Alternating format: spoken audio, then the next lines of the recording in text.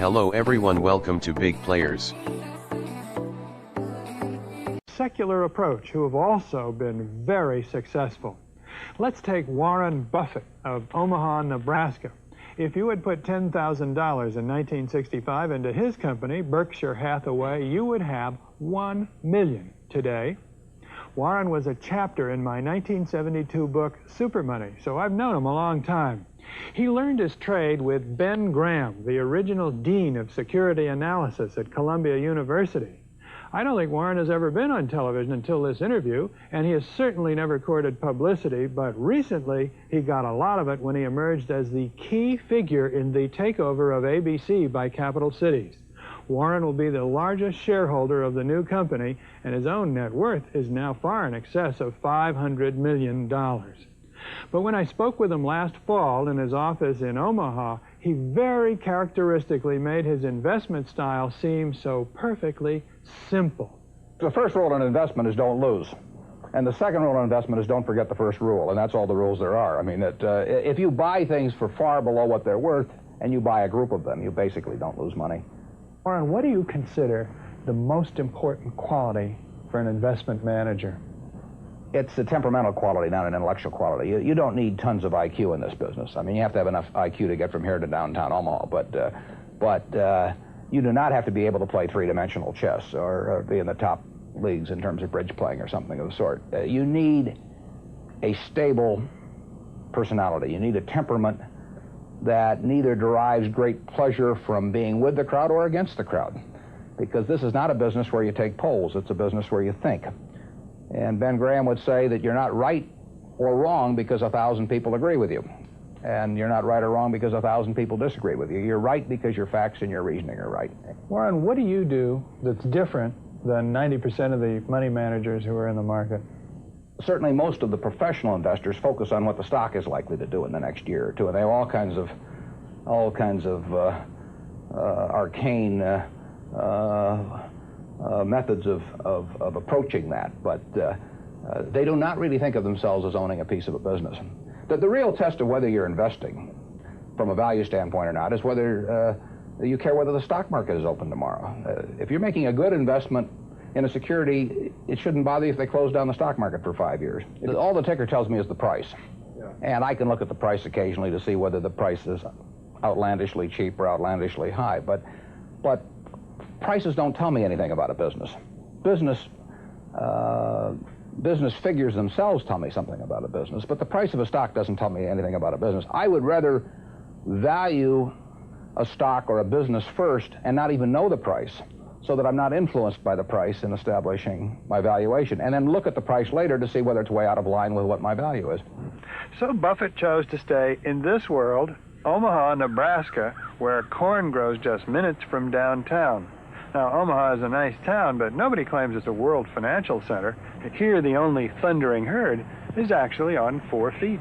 Don't you find Omaha a little bit off the beaten track for the investment world? Well, believe it or not, we get mail here, and we get periodicals, and we get all the facts needed to make decisions. And unlike Wall Street, you'll notice we don't have 50 people coming up and whispering in our ear that we should be doing this or that this afternoon. You appreciate the lack of stimulation here? I like the lack of stimulation. We get facts, not stimulation here.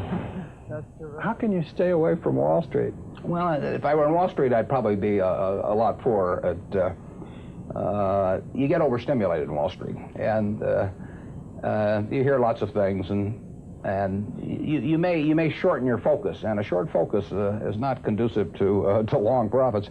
And here I can just focus on what businesses are worth, and I don't need to be in Washington to figure out what the Washington Post newspaper is worth, and I don't need to be in New York to figure out what some other company is worth. It's an intellectual process. Well, and the less static there is in that intellectual process, really the better off you are. What is the intellectual process? The intellectual process is defining your area of competence in valuing businesses, and then within that area of competence, finding whatever sells at the cheapest price in relation to value. And there are all kinds of things I'm not competent to value, but there are a few that I am competent to value. Have you ever bought a technology company? No, I really haven't.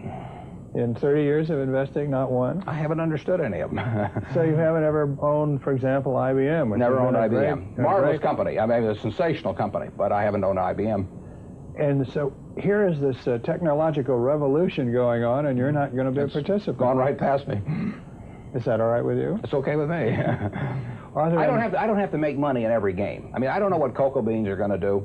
I don't, there are all kinds of things I don't know about, and that may be too bad. But why should I know all about them? I haven't worked that hard on them. In the securities business, you literally every day have thousands of the major American corporations offered to you at a price that changes daily, and you don't have to make any decisions. You have to make nothing is forced upon you. So there are no called strikes in the business. The pitcher just stands there and throws balls at you, and if you're playing real baseball and it's between the knees and the shoulders, you either swing or you get a strike called on you. If you get too many called on you, you're out.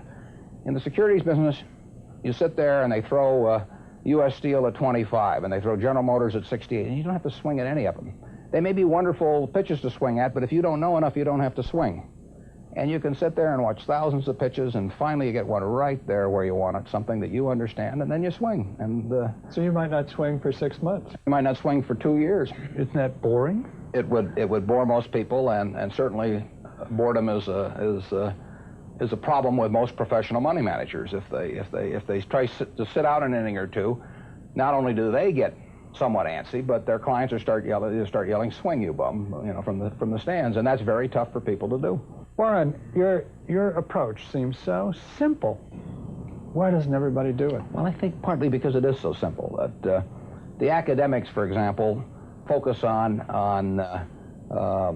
all kinds of variables. Partly because by academics you mean professors of right, finance? The data's there. In business school? Sure, and the data's there. So they focus on whether if you buy stocks on Tuesday and sell them on Friday, you're better off, or if you buy them in election years and sell them in other years, you're better off, or if you buy small companies. There are all these variables because the data are there, and they've learned how to manipulate data. And as a friend of mine says, to a man with a hammer, everything looks like a nail. And once you have these skills, you just are dying to utilize them in some way, but they aren't important.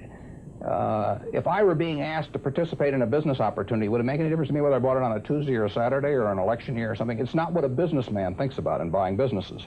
So why think about it when buying stocks? Because stocks are just pieces of business.